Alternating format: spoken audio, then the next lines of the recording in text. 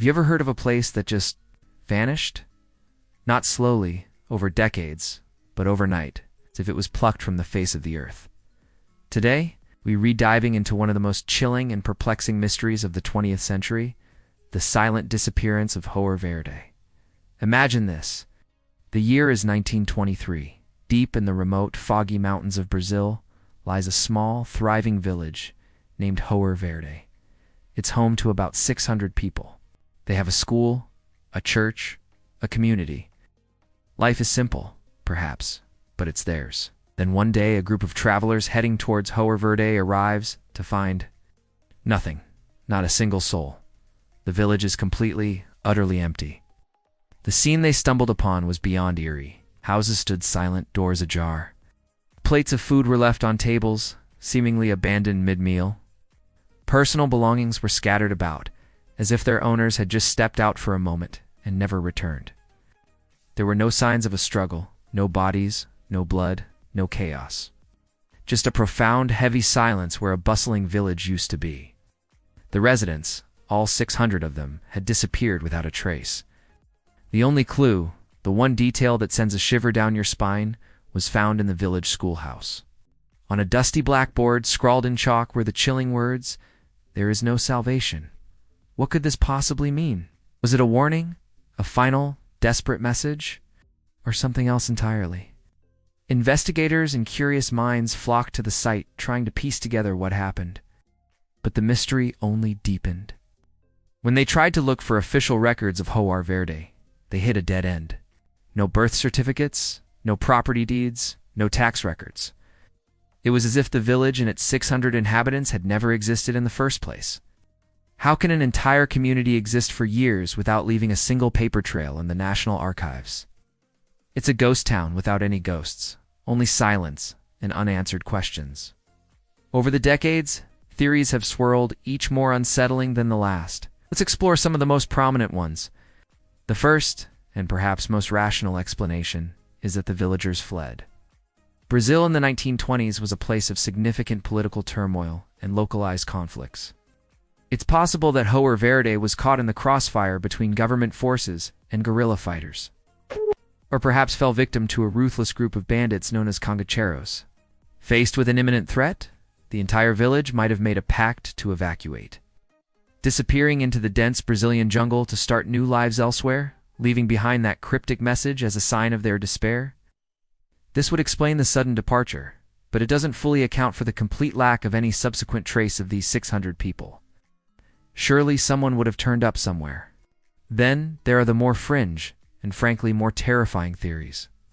One popular idea whispers of a mass abduction, but not by human hands. Given the complete lack of evidence, some have speculated that the disappearance was the result of an extraterrestrial event. Could a UFO have descended upon the unsuspecting village and taken everyone? It sounds like science fiction, but in the absence of hard evidence, people's imaginations run wild. The message, "There is no salvation," could be interpreted as their realization that they were powerless against whatever force was taking them. Another dark path leads to the idea of a cult. Could Hoer Verde have been under the sway of a charismatic and dangerous leader who convinced the entire population to partake in a mass ritual? Perhaps a collective suicide, where the bodies were meticulously hidden, or a mass migration to a promised land from which they never returned. A cult leader could easily command their followers to erase all records of their existence to ensure they would not be followed. The phrase "there is no salvation" could have been a central tenet of their belief system, a final declaration before they stepped into the unknown. This theory is chilling because it grounds the horror in human psychology and manipulation. But what if the truth is something we can't even comprehend? Some local legends speak of a tear in the fabric of reality, a portal to another dimension that opened up and swallowed Hoer Verde whole. These tales often speak of strange lights in the sky and an unnatural fog that rolled in just before the village vanished. In this version of the story, the villagers didn't choose to leave. They were simply in the wrong place at the wrong time, victims of a cosmic anomaly. The message on the blackboard could be a final, horrifying realization of their inescapable fate. The problem with every single one of these theories is the absolute lack of proof. No bodies were ever found. No former residents ever surfaced. No official documents have ever been unearthed to legitimize the village's existence beyond anecdotal accounts. This has led some skeptics to propose the most radical theory of all, that Hoer Verde never existed.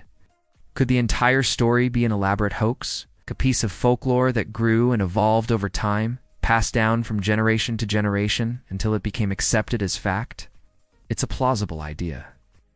A local legend, perhaps born from a smaller, less dramatic event. Could have been embellished with details like the blackboard message and the specific number of 600 residents to make it more compelling. In a world before the internet and instant communication, it was much easier for such a myth to take root and spread without being properly fact. The story of Hoer Verde could be Brazil's very own Roanoke, a powerful modern myth about a lost colony.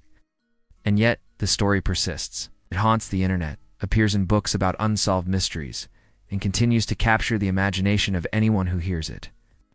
The image of that empty village, the half-eaten meals, and that haunting message on the blackboard is just too powerful to dismiss as mere fiction. It speaks to a deep-seated fear we all have, the fear of the unknown and the fear of being erased from existence without a whisper.